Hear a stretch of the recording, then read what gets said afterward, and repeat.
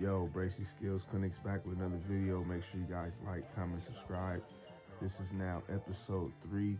Once again, man, I appreciate all of the positive feedback that I've been receiving since we've been doing this Spurs talk. So we're gonna get right into it, man. This is something that is always a topic that's really got on my nerves.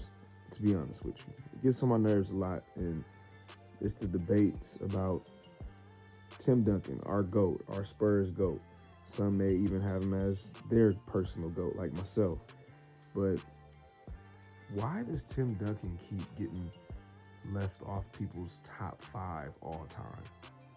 Like, I have a huge problem with that.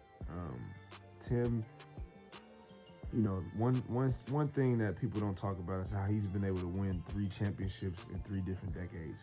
He won one in 99, 3 more in the 2000s, 03, 05, 07, and then a final one in 2014. Like, his run of dominance is superior, especially for a big man. Big man careers don't really last as long as the guards we see. And he's been able to stay dominant through all of it. So, for him to be that good for so long and him basically be a huge part of the Spurs culture, one of the best two-way basketball players we've ever seen. One of the few players that hasn't won multiple championships with another top 75 player. Him and Kobe and Steph, I believe, are the only 3 players that are in that category. I mean, come on, man. Stand with one franchise, taking on the three-peat Lakers and preventing them from going 4 in a row. Stopping the Heat from going 3 in a row. Tim has played against. People always talk about the Jordan and LeBron thing. Who's played against more competition? What about Tim's competition? At his position, coming in the NBA and going up against all of the greats of the Karl Malones, the Patrick Ewings, the Charles Barkley. When they were at the end of their career. Then you got his era where you have Dirk Nowitzki and Chris Webber, Kevin Garnett. Like, at his position, he saw competition. Other dynasties, he saw competition. I mean, every argument that I hear people make the case about for other greats, Tim actually is that in a lot of cases of who's played against more competition. Hardest championship to win. I mean, the Spurs, every championship they won, even the year they beat Cleveland, the playoffs getting to the finals in 07 for the Spurs were very, very difficult. They played against a lot of solid teams. Phoenix were really good that year. I know Phoenix fans feel like the suspension or lack thereof for Robert Horry played a huge part in the Spurs winning that series. But Phoenix were very good that year.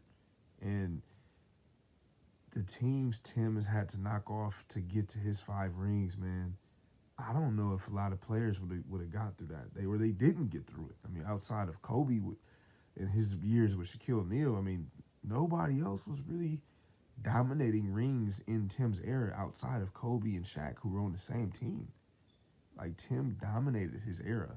I mean, the only thing people can say about his dynasty with the Spurs is they never went back to back. But, I mean, Derek Fisher's 4/10 of a second shot and Manu Ginobili's foul on Dirk Nowitzki in the Game 7, the Spurs may win like 4 or 5 championships in a row from 2003 to 2007. There was literally 2 plays that eliminated the Spurs in the playoffs, which were those 2 years, 2004 against the Lakers and 2006 against the Mavericks. That was the 2 plays. They were 2 plays away from getting through those series. And the way the playoffs were looking those particular years, I mean, Detroit would have been a tough series, as we know.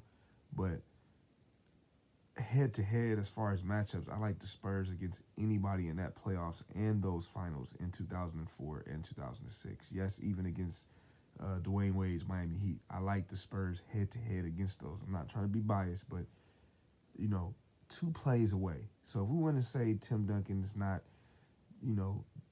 didn't go back-to-back or the Spurs didn't go back-to-back, okay, whatever. But just remember, it's only 2 plays that prevented that. 2 plays. And man, Tim is that man. I also think with Tim is, can you imagine what Tim would have been if he played with a real pass first point guard? I love Tony Parker, Hall of Famer, but if he would have played with, say, Jason Kidd signs with the Spurs in 2003, and Tim Duncan gets a chance to play with a Jason Kidd type, like Tim. Tim's numbers, his individual stat numbers would have been a lot higher, and it's nothing, no knock against Tony, but I just look at, like I said, all these guys that's in the hunt: Jordan, Kareem, uh, Brian, Kobe. This is no order, by the way. Magic, Bird. These are all the names that you see. Even Steph, right? You see all these names in the best player ever conversation, and all of those guys I just named won championships. Maybe except Steph, because remember, we talked about Steph being one of the few that's won multiple championships without a top 75 player, but he did win two of them with Kevin Durant, and Kevin Durant was also able to get Finals MVP both times they won. No knock against Steph, but I'm just saying, when you look at those players I named, from Kobe all the way down to Steph, they all played with somebody else that was another GOAT tier level player. Tim, I mean, he caught David Robinson off a very bad back injury at the end of his career. He wasn't the same Admiral. And you had Tony Parker and Ginobili, who they're good, they're Hall of Famers, but I don't think there was a time where Tony Parker was the best point guard. I mean, even when he won Finals MVP, I mean, I wouldn't put him ahead of Nash. I wouldn't put him ahead of Baron Davis that year. So I mean, for Tim to have the success he had, to win as much as he won, to beat some of the teams he was able to beat, and not do it with another player that's mentioned as one of the best players of all time, is pretty impressive. And I think that alone should put him in the top 5 category, along with his dominance on both ends. I just think Tim gets disrespected a lot because he's not, he's not somebody that's in everybody's rap videos. He's not somebody that's on TikTok doing dances. He's not doing podcasts. He's not doing all these things that a lot of guys are doing that makes him popular, and he gets forgotten about. But productivity, man, resumes, Tim is top 5. I don't see how he's not being listed in more people's top 5. I really don't see it. That's something that's been getting on my nerves a long time. I'm pretty sure it's gotten on a lot of Spurs fans and Tim Duncan's fans' nerves as well. But I had to definitely do a video about my guy Tim, man. Stop leaving Tim out of the top 5 without having real reason or real facts to back it up. Because when we put them resumes out, his resume is just as good as anybody's. Make sure you guys like, comment, subscribe. We out.